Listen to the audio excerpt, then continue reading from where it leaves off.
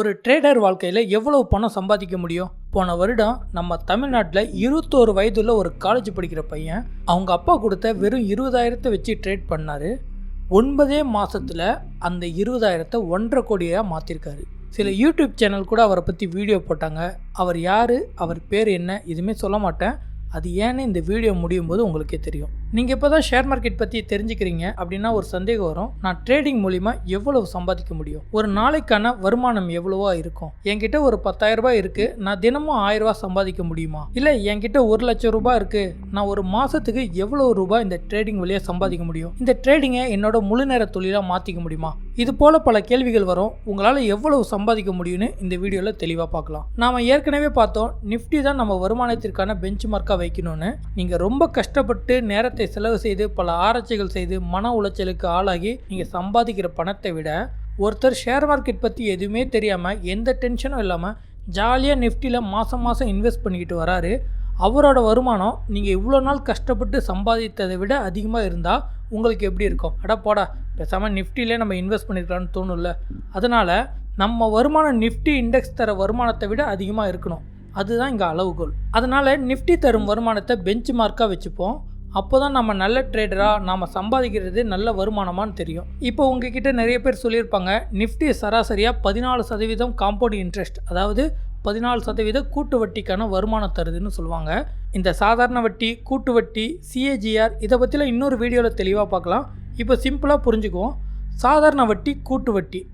சாதாரண வட்டி வெறும் வட்டி மட்டும்தான். இப்போ 1 லட்சம் இருக்குது, அதுக்கு 10% வட்டினா, அதாவது 10,000 ரூபா வட்டி என்றால் ஒரு 5 வருடம் கழித்து, வருடத்திற்கு 10,000 அந்த 5 வருடம் முடிவில் உங்களுக்கு 50,000 ரூபா வட்டி கிடச்சிருக்கும். முதல் சேர்த்து 1.5 லட்சமாக இருக்கும். அதுவே கூட்டு வட்டினா ஒவ்வொரு வருடத்தின் வட்டியை கூட்டி அடுத்த வருடத்தின் வட்டியை கணக்கிடுவாங்க. அப்படி பார்த்திங்கன்னா முதல் வருடம் 10,000 ரூபா வரும். அதுக்கு அடுத்த வருடம் முதல் வருடத்தின் வட்டியை கூட்டி 10% கணக்கு பண்ணால் 11,000 வரும். அதே போல் அதுக்கு அடுத்த வருடம் கூட்டும்போது 12,100 வரும்.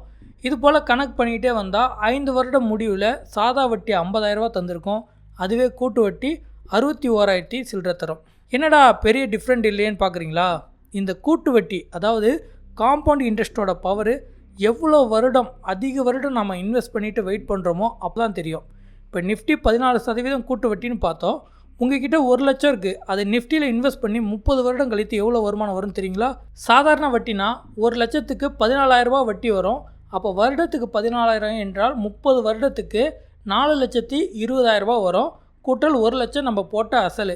இப்போ மொத்த பணத்தை பார்த்தீங்கன்னா 5,20,000 ரூபா. அதுவே கூட்டு வட்டினா அதுக்கு சில கணக்கெல்லாம் போடணும். நம்ம சிம்பிளாக கூகுளில் காம்பவுண்ட் இன்ட்ரெஸ்ட் கால்குலேட்டர்னு போட்டு அதில் கணக்கு போடுவோம்.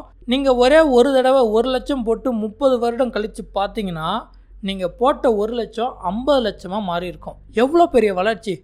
5 லட்சம் எங்கே இருக்குது, 50 லட்சம் எங்கே இருக்குது? அதுதான் காம்பவுண்டோட பவர். வருடம் ஆக ஆக உங்கள் பணம் வளர்ந்துக்கிட்டே இருக்கும். சரி, நம்ம டெய்லியும் ட்ரேட் பண்ண போகிறோம், இந்தளவுக்கு நம்மளால் வளர்ச்சி கொண்டு வர முடியுமா? கண்டிப்பாக முடியும். ஒரு ட்ரேடரோட வருமானம் என்பது நீங்கள் எந்த வகை ட்ரேடருங்கிறத பொறுத்து மாறும். நீங்கள் ஸ்விங் ட்ரேடராக இருந்தால் உங்ககிட்ட மினிமம் 50,000 ரூபா இல்லை 1 லட்ச ரூபா பணம் இருக்கணும். அதுக்கு மேலே இருந்தால் சூப்பர். அப்போ தான் உங்களால் ஸ்விங் ட்ரேடை எளிமையாக பண்ண முடியும். நீங்கள் ஒரு ட்ரேட் எடுக்கிறீங்கன்னா ஒரு சில வாரத்தில் அல்லது சில மாதத்தில் உங்களுக்கான லாபம் கிடைக்கும். அப்படி லாபம் தொடர்ந்து பார்க்கும்போது ஒரு வருடத்துக்குள்ளாகவே உங்களோட பணம் ஈஸியாக டபுளாக மாறிடும். நீங்கள் கவனமாக இருக்கும் பட்சத்தில் இங்கே ரிஸ்க்கும் இன்ட்ராடே விட ரொம்ப கம்மி தான். உங்களுக்கு கிடைக்கிற லாபத்தை வெளியே எடுக்காமல் மீண்டும் முதலீடாக வைத்து ஸ்விங் ட்ரேடிங் சக்ஸஸ்ஃபுல்லாக செஞ்சு வந்தீங்கன்னா நிஃப்டி 30 வருடத்தில் தரும் பணத்தை 6-7 வருடத்தில் அதை விட அதிகமாக்கிட முடியும். ஸ்விங் ட்ரேட் பண்ண ஒரு ஸ்டாக் எப்போ மேலே போகும்னு அதை அனாலிசிஸ் செய்ய தெரியணும். ஸ்விங் ட்ரேடிங் டாப்பிக்கில் அதை நம்ம பார்க்கலாம். ரெண்டாவது இன்ட்ராடே ட்ரேடர். இன்ட்ராடே ட்ரேடர்னால் உங்களுக்கு மினிமம் 30,000 ரூபா பணம் இருக்கணும். அதில் 10,000 வச்சு தான் ட்ரேடே பண்ணணும். இங்கே ஸ்விங் ட்ரேடரை விட ரிஸ்க் அதிகம். 2 ட்ரேடு நீங்கள் எடுத்து அதில் லாஸ் பண்ணிங்கன்னா 3வது ட்ரேட் எடுக்க உங்களுக்கு கண்டிப்பாக பணம் தேவை. அதனால தான் 30,000 சொன்னேன். ரெகுலராக வருமானம் எடுத்தால் ஸ்விங் ட்ரேடரை விட அதிக பணம் பண்ணலாம். எப்படி லாபம் வருமோ அதே போல் இங்கே லாஸும் வர அதிக வாய்ப்புகள் இருக்குது. ரொம்ப கவனமாக ட்ரேட் பண்ணினா நல்ல லாபம் பார்க்கலாம். நீங்கள் இன்ட்ராடே ட்ரேடராக இருக்க நிறைய அனுபவம் வேணும், நிறைய கற்றுக்கணும்.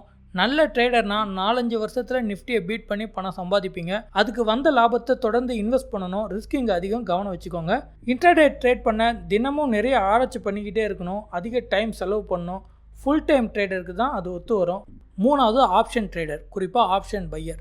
நீங்கள் மட்டும் ஒரு நல்ல ஆப்ஷன் ட்ரேடராக இருந்தீங்கன்னா உங்ககிட்ட வெறும் 10,000 ரூபா இருந்தால் போதும், நிஃப்டி 30 வருடத்தில் தர பணத்தை ஒரே வருடத்தில் எடுத்துடலாம். ஆரம்பத்தில் சொன்ன பார்த்தீங்களா, ஒரு காலேஜ் படிக்கிற பையன் 20,000 வச்சு அதை 1.5 கோடியாக மாற்றினாருன்னு. 1 லட்சம் நிஃப்டியில் இன்வெஸ்ட் பண்ணி 30 வருடம் கழித்து 50 லட்சம் வரதை விட வெறும் 20,000 ட்ரேட் பண்ணி வந்த லாபத்தை மேலும் மேலும் முதலீடாக போட்டு வெறும் 9 மாதத்தில் அதை 1.5 கோடியாக மாற்றிருக்காரு. இது இந்த நிஃப்டியை விட 3 மடங்கு அதிகம். நீங்கள் ஆப்ஷன் பையராக இருக்கணும்னா நிறைய கற்றுக்கணும், நிறைய அனுபவம் வேணும். அதை விட money management, risk management, psychology ரொம்ப ரொம்ப ரொம்ப முக்கியம். ஏன்னா இங்கே ரிஸ்க்கு மற்ற எல்லா ட்ரேடரை காட்டியும் ரொம்ப அதிகம். அதனால் எந்த அளவுக்கு ஆப்ஷன் பையர் பணம் பண்ண முடியுமோ அதை விட வேகமாக இங்கே பணத்தை இழந்துடுவாங்க. இந்த வீடியோ ஆரம்பத்தில் அந்த பையன் பேரை சொல்ல மாட்டேன்னு சொன்னேன் பார்த்தீங்களா, நான் ஏன் சொல்லலைன்னா ரீசெண்டாக அந்த பையன் எடுத்த ஒரு ட்ரேடில் ஒரு சின்ன கால்குலேஷன் மிஸ் ஆகி ஒரே நாளில் 1 கோடி ரூபாய் லாஸ் பண்ணார். அந்த பையன் வெறும் 20,000 வச்சு 1.5 கோடியாக மாற்ற 9 மாதம் ஆனது. ஆனால் ஒரே நாளில் 1 கோடி லாஸ் பண்ணிட்டாரு. அனுபவம் உள்ள அவரே அந்த அளவுனா எதுவுமே தெரியாமல் நாம ஏன் நம்ம பணத்தை எடுத்துகிட்டு போய் அங்கே லாஸ் பண்ணணும். 1 கோடி லாஸ் பண்ண அந்த இளைஞர் இப்போவும் ட்ரேட் பண்ணுறாரு. அவர் ஒரு வீடியோவில் அவரோட ப்ராஃபிட் லாஸ் காட்டும்போது 20 லட்சம் 50 லட்சம் அசால்ட்டாக லாஸ் பண்ணுவார், அதே போல் சம்பாதிப்பார். இந்த முறையும் கொஞ்சம் பெரிய லாஸு, அதுலேருந்து மீண்டும் வந்து மறுபடியும் ட்ரேடு செய்கிறாரு. இதை நான் இங்கே சொல்ல காரணம் உங்களை பயமுறுத்த இல்லை, ஆப்ஷன் ட்ரேடிங்கில் எந்த அளவுக்கு ரிஸ்க் இருக்குன்னு புரிய வைக்க தான். ஆப்ஷன்ஸ் பண்ணணும்னா நிறைய கற்றுக்கணும். Risk management, money management, psychology ரொம்ப ரொம்ப முக்கியம். அதெல்லாம் ஏன் சொல்கிறேன்னு போக போக புரியும். நீங்கள் சேஃபாக ட்ரேட் பண்ணுமா, அதுக்கு ஸ்விங் ட்ரேடிங் தான் பெஸ்ட்டு. நிஃப்டி போல் ரொம்ப நாள் வெயிட் பண்ணவும் வேணாம், ஆப்ஷன்ஸ் போல் உலகமாக ரிஸ்க்கும் எடுக்க வேணாம், எளிமையாக சம்பாதிச்சுட்டு போயிடலாம். சரி, 10,000 வச்சு என்னால் தினமும் 1000 ரூபா சம்பாதிக்க முடியுமா? கண்டிப்பாக முடியும். ஆப்ஷன்ஸ் இல்லை இன்ட்ராடே வழியாக தான் சம்பாதிக்க முடியும். ஆனால் ரிஸ்க் அதிகம். கற்றுக்கிட்டு நீங்கள் லாபம் பாருங்கள். டெலகிராம் குரூப் லிங்க் கீழே தந்திருக்கேன், அங்கே வந்து உங்கள் சந்தேகத்தை கேளுங்க. கடைசியாக ஒரு விஷயம் சொல்கிறேன், நீங்கள் நல்ல ட்ரேடர்னா நீங்கள் ட்ரேடு செய்து வர வருமானம் இந்த நிஃப்டி வருமானத்தை தாண்டியதாக இருக்கணும். அப்படி லாபம் பார்க்க முடியலன்னா நிஃப்டியில் இன்வெஸ்ட் பண்ணிவிட்டு போய்கிட்டே இருக்கலாம். நிறைய கற்றுக்கலாம், நிறைய பணம் சம்பாதிக்கலாம். அதுக்கு தான் பணயுகத்துக்கே வந்திருக்கோம். நான் ஹாஜா, இது பணயுகம். நன்றி.